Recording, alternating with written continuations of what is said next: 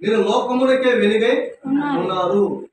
కాబట్టి లోకములో మనం వెలుగుగా ఉన్నామంటే మన వెలుగు అనేక మందిని వెలిగించాలి. అందుకే మరి సీఎం గారు ఒక మాట అన్నారు, దీపము ఏంటంట, అది వెలిగిస్తే అనేక దీపాలని వెలిగిస్తాదని ఒక మాట, చక్కటి విషయం చెప్పారు. నిజమే, దీనికి స్తోత్రం కలుగును.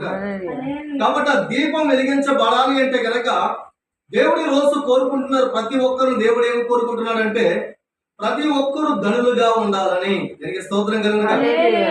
దేవుడు ప్రతి మానవుని చేస్తాడు. ఎందుకు చేస్తాడంటే చూడండి, చాలా మంది అనుకుంటా ఉంటారు, ఎందుకు నా బ్రతుకు చీకటిగా మారిపోయింది, ఎందుకు నా బ్రతుకు ఇలాగా అగాధంలో వెళ్ళిపోతా ఉంది, ఏంటి పరిస్థితి ఏంటి అని చెప్పి నిరాశ పడిపోతున్న కుటుంబాలు ఎన్నో ఉన్నాయి. దీనికి స్తోత్రం కలుగును.